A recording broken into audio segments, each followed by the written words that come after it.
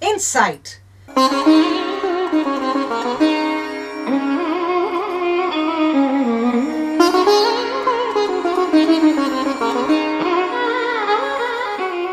The first ever series to analyze the unexplored aspects and issues of Carnatic music.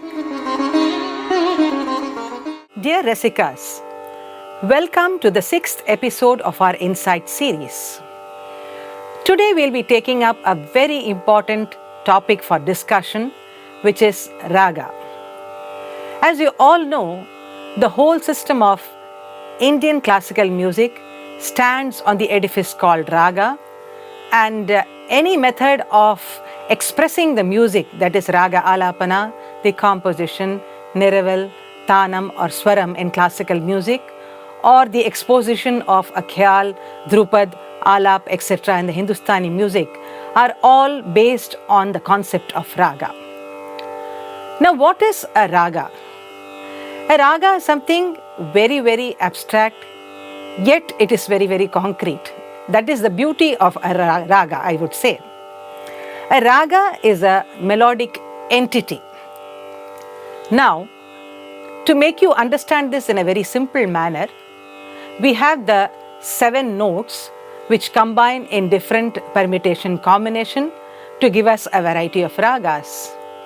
We could probably compare this to the human beings, where all of us do have only 2 eyes, 1 nose, 1 mouth, 2 hands, 2 legs, etc.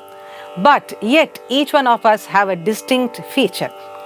That is why we are also able to identify each one because of the distinct characteristics and features of each.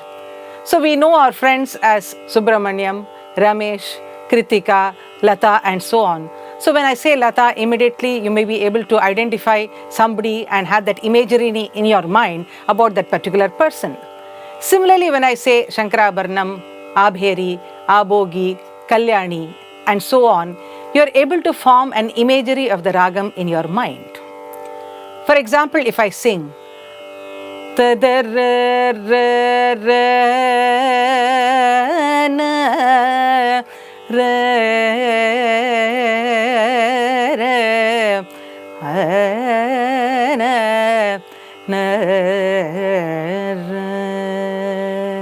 immediately you are able to identify that it is Shankarabharanam.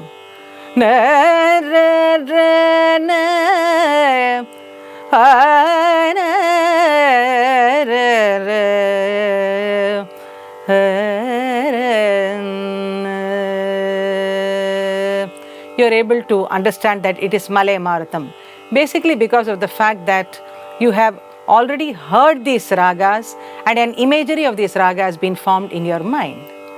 This also applies to, again, human beings, where when you see somebody once, you really don't remember them, but then repeatedly when you're seeing them, you get to recognize them and remember them in your mind. Similarly is also a raga.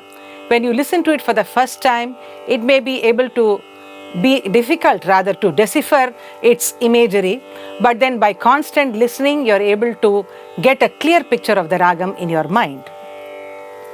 Ragam is a scale, again, with its inherent embellishment and ornamentation. This is again very, very important to the ragam, where you see that each ragam has got its own embellishments, which makes the identifying really very, very easy for us. Suppose I say, the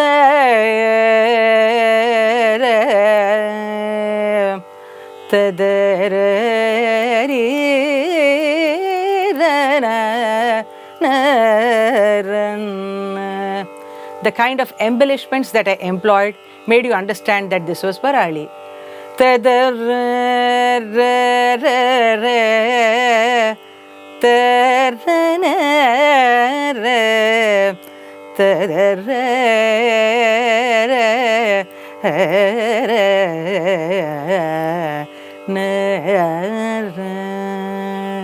So I gave the correct kind of embellishment for you to understand that this was Begada. Another example.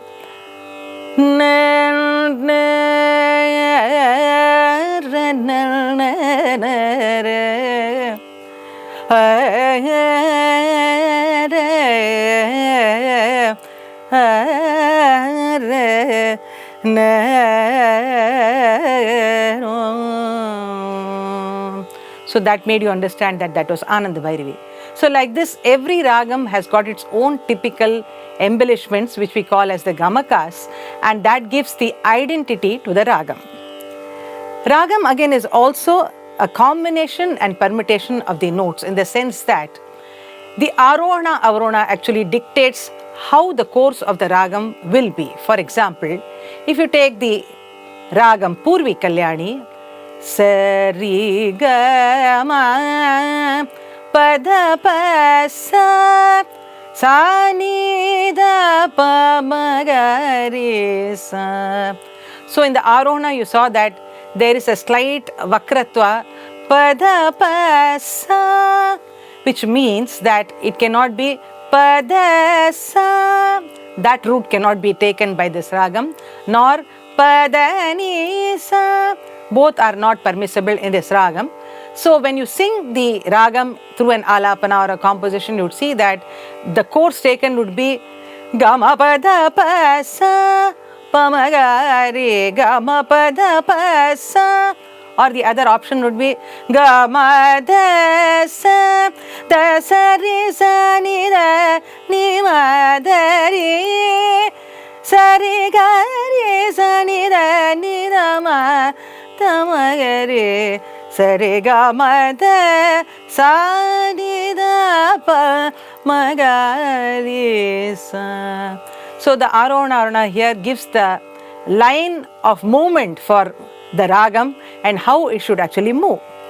In the context of Carnatic music, we see that every aspect is based on raga in the sense that right from Sarali Varsa, Janta, Dhatu, Alankaras, then the Varnam, then the various Kritis, Tillana, Javali, whatever you sing, everything is based on a ragam, and that's what I said, that the ragam is the pillar or the foundation on which the entire edifice of our Carnatic music stands.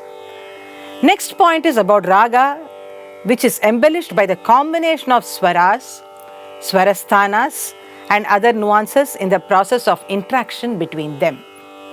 The interaction is very, very important in the sense that, suppose I'm singing a ragam like Shankarabharanam and just sing ga, ma, pa, da, ni, sa, each distinct and apart, then actually there's no coherence in the presentation. So the same thing Shankarabharanam like sa ri ga ma pa da ni sa sa ni da pa ma ga ri sa pa ma ga ri sa ri ga ma pa pa da ni da pa ma ga ri ga ma pa ga ga ma ga ga ga ga ma ga ri sa ri ga ma ga ri sa pa ma ga ri sa da ma pa sa pa ma ga ri sa ni sa ri ga ma pa da ni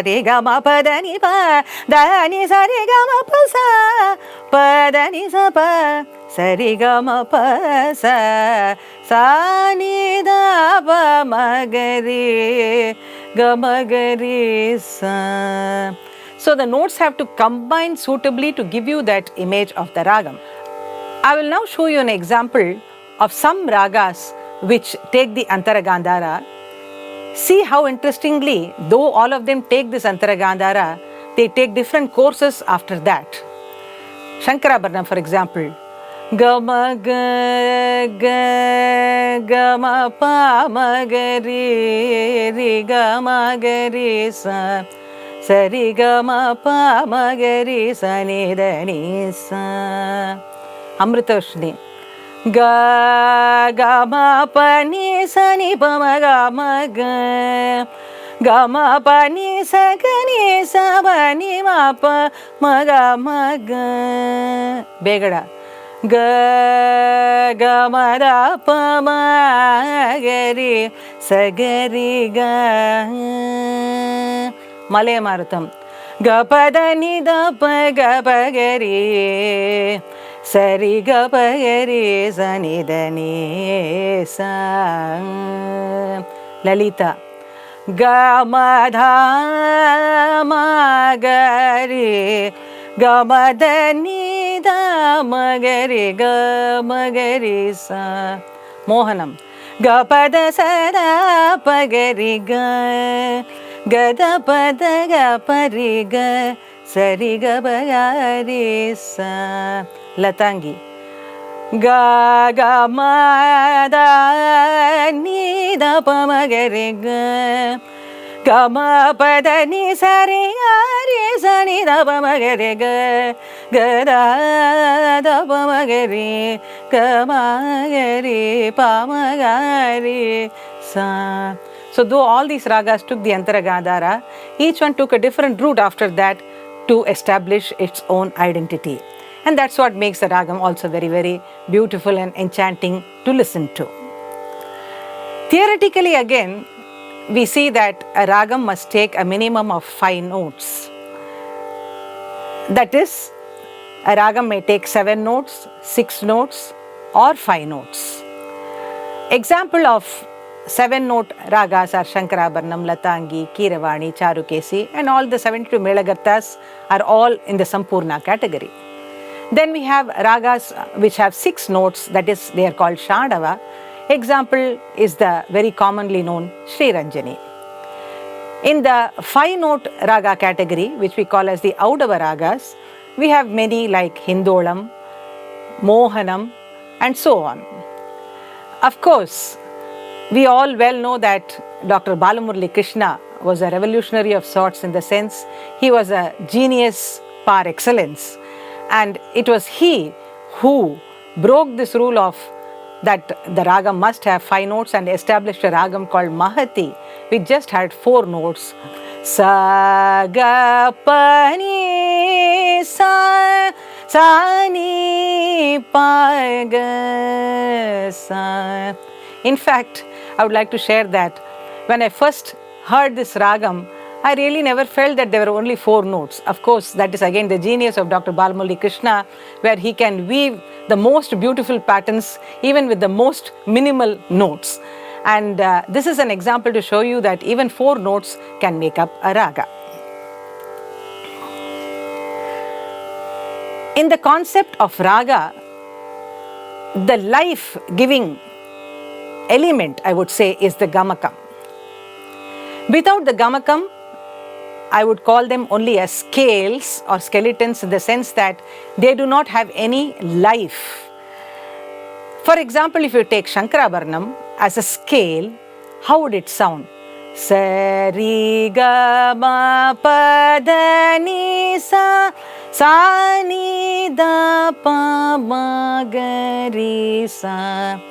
Theoretically, I would only say that this is a scale.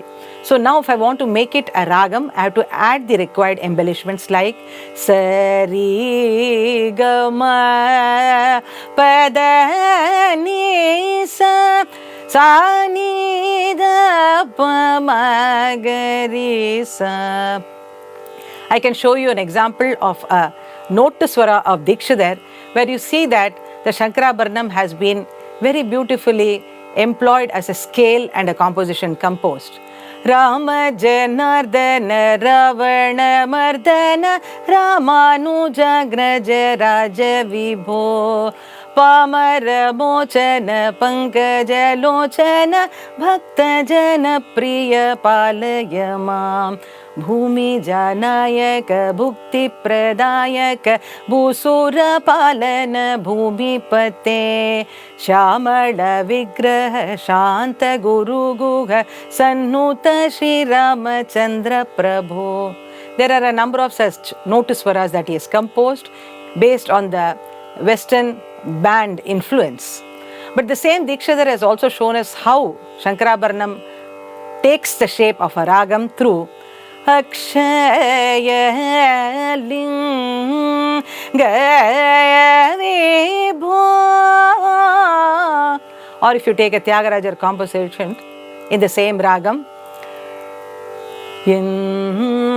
ದುಕು ಬೇದಲ ವಾಲೆ ಬೋಧೇಯವು. Or a Shyama Sastri composition. Sarojadala netri himagiri putri amba sarojadala netri himagiri putri. Like this we can keep going on and on, but the point here is that just having the notes does not make a ragam. The ragam takes its shape only when the right oscillations, the right gamakas get incorporated into it. From the Rasika's point of view, there are many who have been hearing music for many years now. They would have heard hundreds of Todi, Shankarabharanam, Kalyani, Bhairavi, etc. But the raga alapana is a very unique form where, for example, a Rasika would have heard Todi, say probably about 100 times. But now if you ask him to repeat what he has heard in a particular concert, that is not possible. Though he may be thinking in the mind, well, that's going to be very easy because I've heard Todi so many times. But that doesn't happen because of the creative element that is involved here. So that's where also the beauty of the ragam lies, that the raga is familiar, yet so unfamiliar, known, yet so unknown. And trying to even traverse the contour of a raga can be an exciting journey, a mysterious one, yet definitely worth its effort. From the Rasika's point of view, I would like to share a few things. When you go and sit and listen to a concert, many times you feel that once you have identified the ragam, the job is done. It is not like that.